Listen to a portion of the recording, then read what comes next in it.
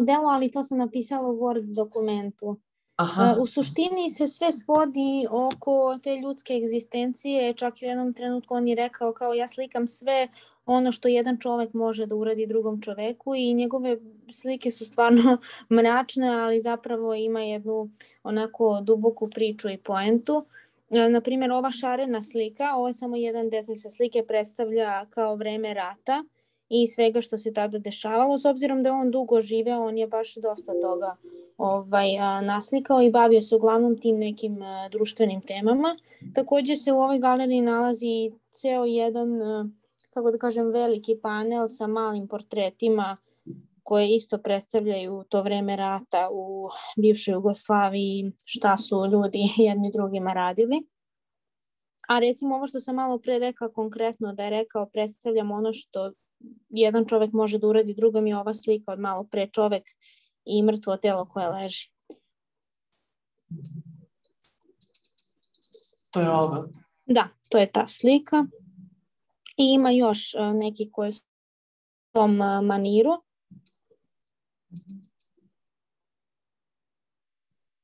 Ovo je čuvena figura u pokretu, odnosno to je čitav jedan ciklus figura u pokretu, ali opet tu se ne priča samo o tom ljudskom telu i njegovoj izdržljivosti u tom nekom fizičkom smislu, već i u psihičkom smislu, jer on je kroz to pokušao da pokaže koliko čovek može da opstane, iz kakvih sve problema može da izađe snagom volje i da koliko god da se nešto nalazi, neka prepreka pred nama, da mislim život mora da ide prosto dalje i sa time se svi susreću i umetnici i obični ljudi i na primjer ja sam baš u svom Word dokumentu izdvojila tu sliku psa.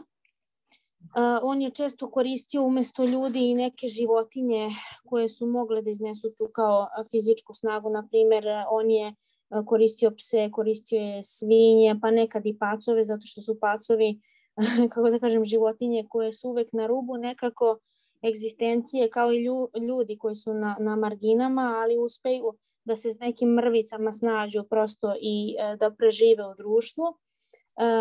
U svakom slučaju ovaj hrt koji trči predstavlja kao život čoveka i on kaže da u jednom trenutku taj pas non stop trči i ako se ne zaustavi on može kao da udari u zid i tu se njegov život završava čovekom, tako da on mora prosto da nauči da se nosi sa životom i svim problemima koji ga, kako da kažem, zadese.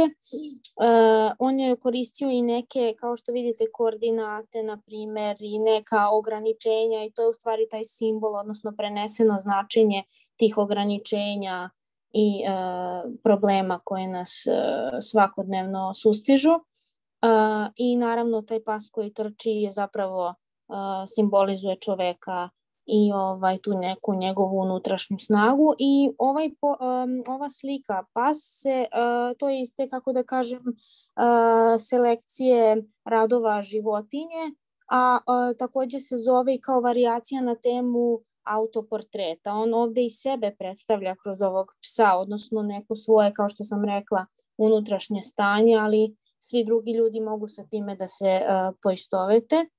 I kroz celo svoje stvaralaštvo on je nekako, kako da kažem, gledao da na vrlo specifičan način do duše oblikuje čoveka i njegov um, što vi kažete malo pre i to metafizički, to kao čovek, kao biće i ne samo čovek, nego sve to što se nalazi u živim organizmima, taj nekako poriv da preovlada, da preživi.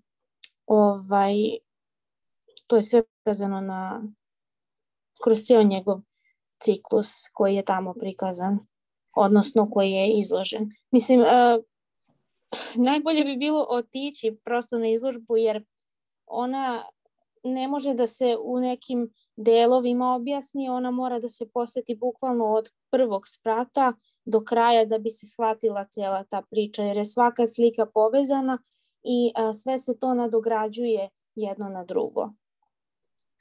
Da, i to baš upravo što ste sada rekli i ovo što njegove slike znače, nekako je izabran pravi trenutak sad u ovome kome se nalazimo, koji je apsolutno apokaliptičan, tako dela nama starijima, gde on zapravo te sve izazove na koje čovek nailazi prosto ovoploćuje kroz te svoje slike.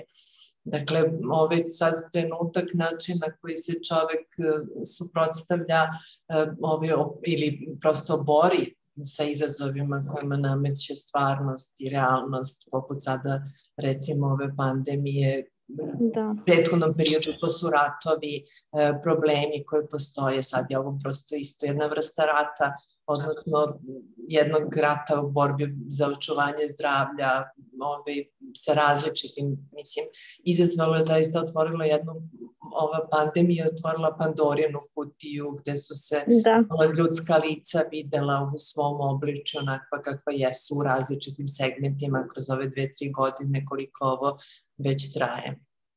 Pune 2 godine će uskoro biti. Dakle, jako puno vremena i vidimo da još uvek traje.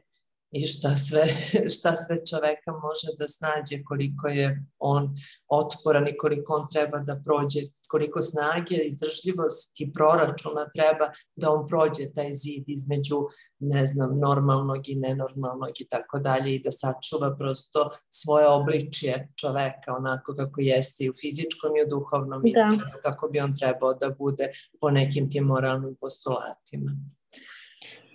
Tako da, eto, profesorka, meni je bilo stvarno fenomenalno i Mate isto. On, verujem da se još uvek nije odlučio o kojoj slici bi, mislim, konkretno nešto napisao, mada opet kažem sve je to povezano, ali bilo je stvarno fenomenalnih momenta i nekako smo nas dvoje komentarisali da prosto ne možemo da verujemo kakav rad gledamo, jer on je stvarno nekako bio, pa moram da kažem, ispred svog vremena. Nismo ovakav stil i ovakav prikaz očekivali od nekog ko dolazi s ovih prostora, ali videli smo da on je u Parizu radio, čini mi se da je taj akter... On je živao i radio u Parizu, da. Da, tako da opet, dobro, i to ima neke svoje prednosti i videli smo, na primjer, bio je taj kao jedan mali video, ali to nismo uspeli baš najbolje da zabeležimo, loša rezolucija kao video njegovog velikog ateljea u kome je stvarao.